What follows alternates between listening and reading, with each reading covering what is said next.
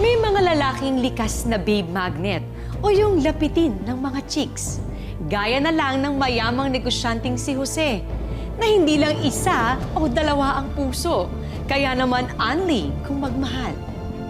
Ang hindi niya alam, ang pagiging babaero niya ang magdadala sa kanya sa peligro. Tungkol dyan ang kwento natin ngayon, dito lang sa Tadhana.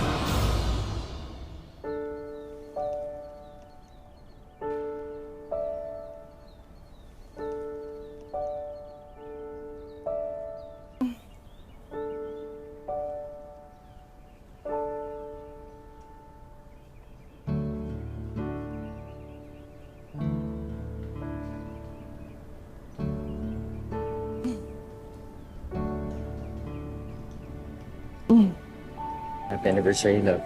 Happy anniversary, love.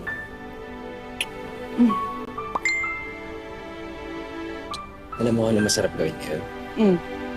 Matulog ulit. Umaga na. Satisfied na ako sa tulog ko kagabi. Satisfied ka na sa kagabi? Eh, paano na lang mamaya sa second honeymoon natin? Ha? Dapat mas masatisfied ka pa. Ano pa ba? Hindi pa ba second honeymoon yung kagabi? Ano ko, baka magising yung mga guests dito sa hotel, ah. Eh, bakit naman hindi? It's our anniversary, kaya nga may fireworks display, di ba? Mamaya. Tsaka yung mga ganitong selebrasyon, dapat yan sinasabayan ng matinding putukan. Alam mo, ikaw talaga puro kakalokohan. Ikaw naman, alam mo na yan. Tagal-tagal na natin. Ano ba? Joselito, pigilan mo! Tara na. I love.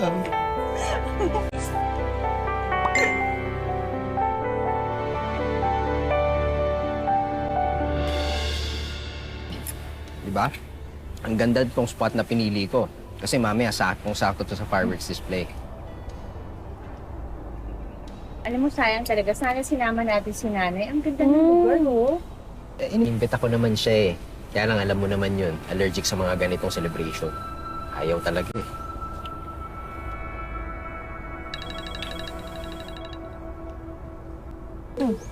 Pa, your phone's ringing.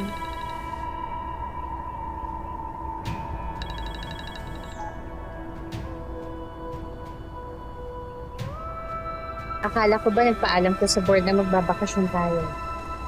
Love, nagpaalam ako.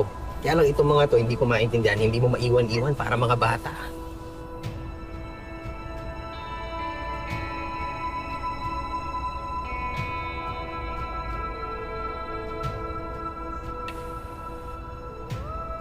O, ayan. No more phones, okay? Focus na ako dito. Mamaya baka magalit sa akin to si Commander.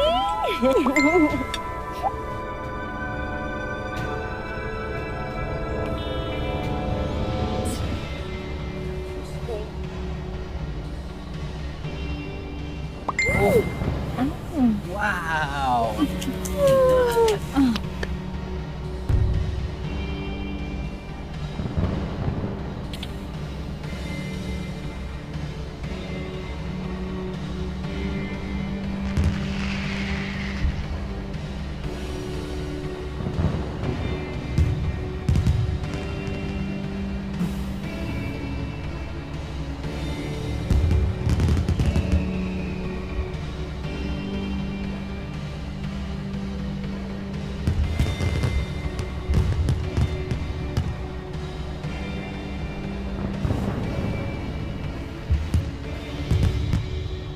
Parang may tunog naman, eh.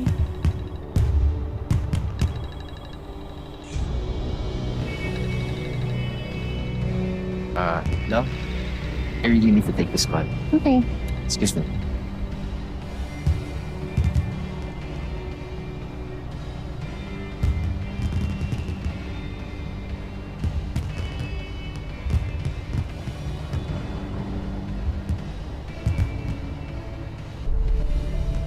Ma, parang sobrang tagal naman ni Papa.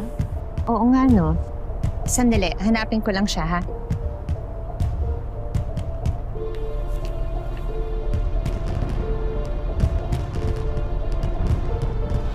Wala na tayo.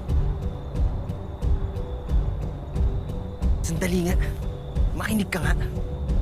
Kapag ito tinuloy-tuloy mo pa, ibablock kita. I-re-report kita. Wala na tayo. Huwag ka na magmakaawa pa. Tigilan mo na to. Tigilan mo na yan.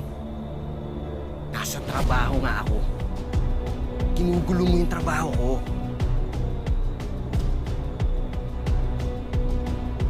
Ano? Andito ka? Nakita mo yung asawa? Umalis ka dyan. Umalis ka na dyan. Andito ako sa garden.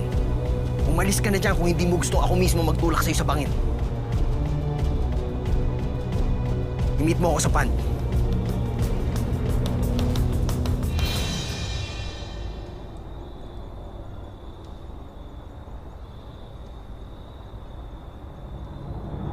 Lo, masa ka na.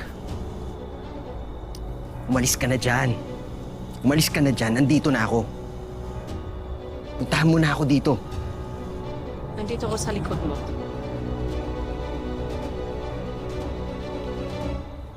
Love? Love, tara na. Matatapos yung fireworks display. Hindi mo na mapapanood. Oh, sige. Susunod na ako sa'yo doon. Okay.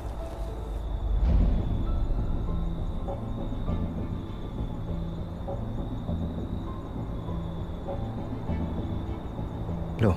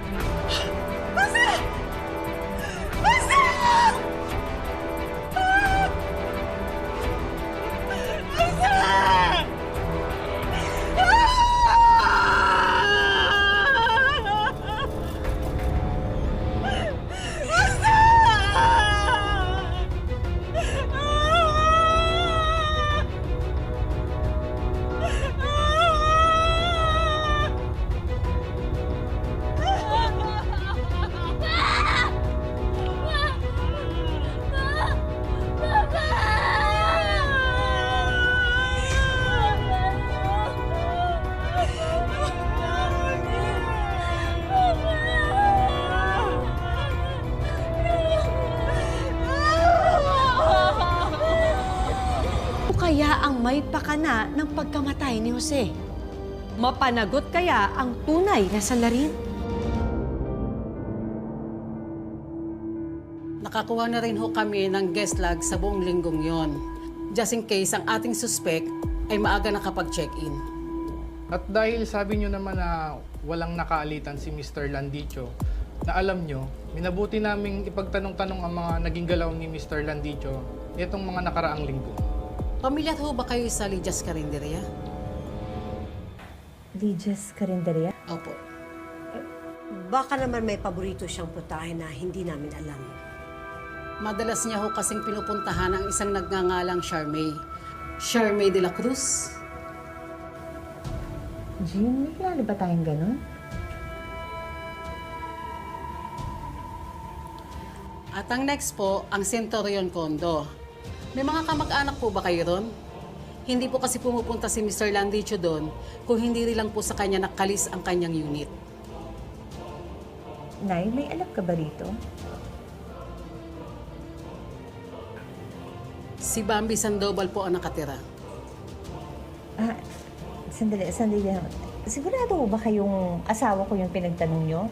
Baka nagkaroon lang kayo ng mix-up with another... Kaso, baka nagkakamali kayo. Ma'am, si Miss Bambi po ang huli niyang nakausap nung mangyari ang krimen. Narito po nakalagay sa kanyang cellphone ang ilang messages at ang litrato. Kayo na po ang bahalang tumingin.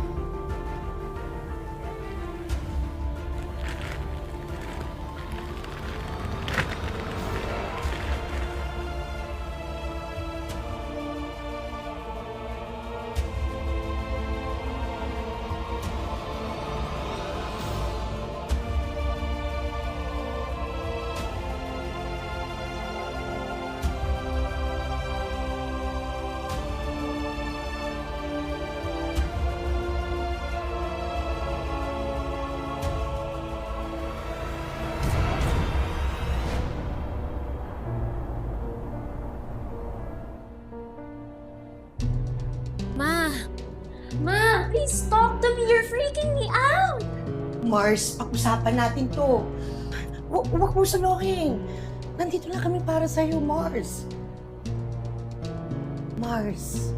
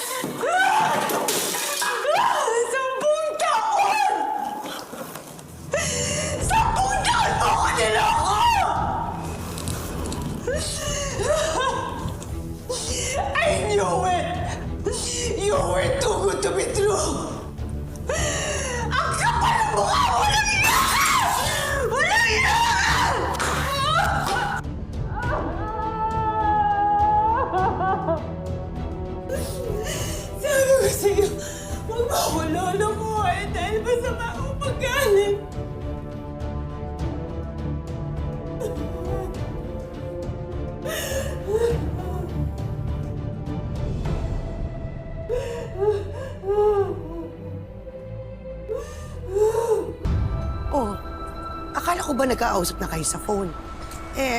Bakit nandito tayo ngayon? Pumunta dito. Para mag-iskandalo. Pamilyar ho ba kayo sa Lydia's Carinderia? Lydia's Carinderia? Opo. Baka naman may paborito siyang putahe na hindi namin alam.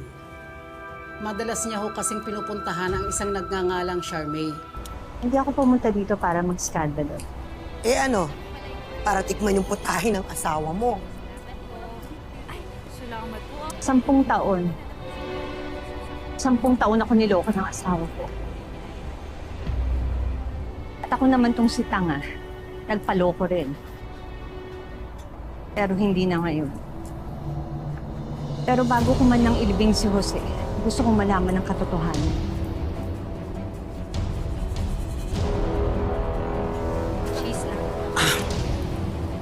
Kung gusto mo talaga malaman kung sino talaga pumatay sa asawa mo, kay Jose. Ang hanapin mo, yung huling nakausap niya. Si Bambi. Darating din tayo doon. Huwag ka mag-alala. Sige po, maiwan ko muna po kayo, ah.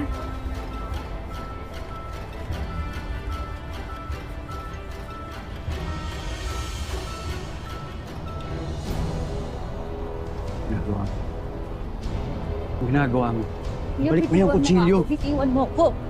Masyado ka nang nakialam sa buhay ko, eh. Alam ko ginagawa ko. Carmay! Bumalik ka rito. Oh, ayan na yung pinunta mo dito. Charmaine!